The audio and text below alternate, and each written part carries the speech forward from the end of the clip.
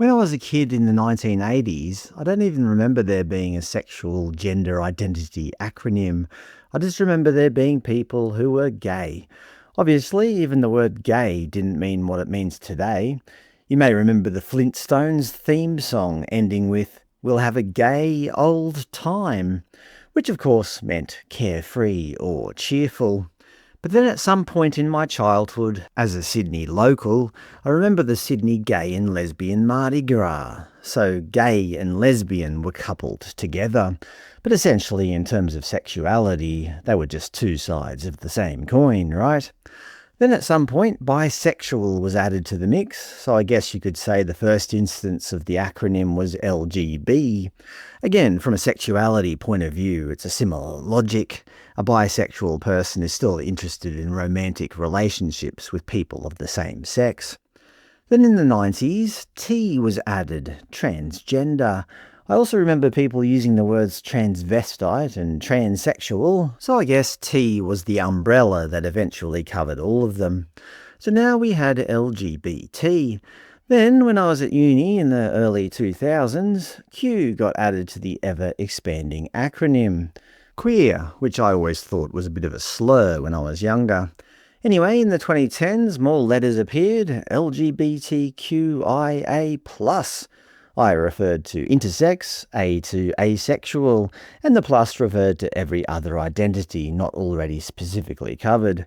Good, I thought. Finally, we've reached some kind of conclusion. But no, the letters continued to be added.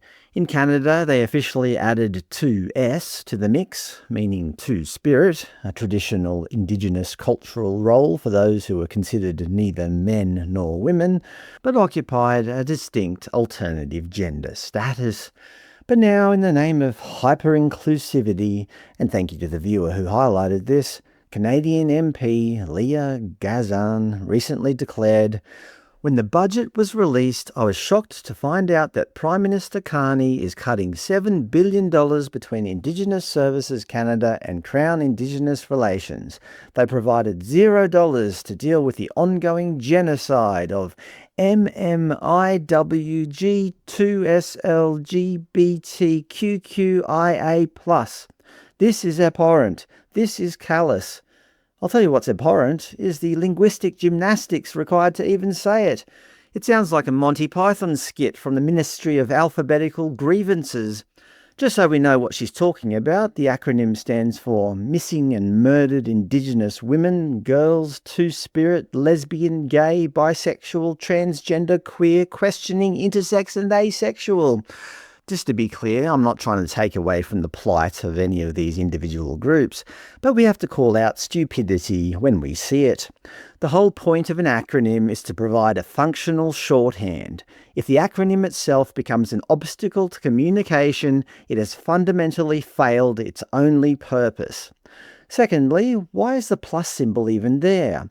If you're just going to keep adding new letters to the acronym anyway, the plus symbol becomes entirely redundant. It's the linguistic equivalent of a hoarder's house. Yes, it's insane. Yes, it's bureaucratic satire come to life, but this is the result of going along with people's derangement and not saying no.